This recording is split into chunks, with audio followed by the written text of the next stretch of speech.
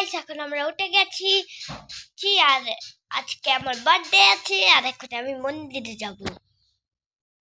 আমার birthday special lunch biryani, তো এখন আমি খাবো। বিরিয়ানি অর্ডার করেছিলাম, তো এখন আমি খেয়ে নিই।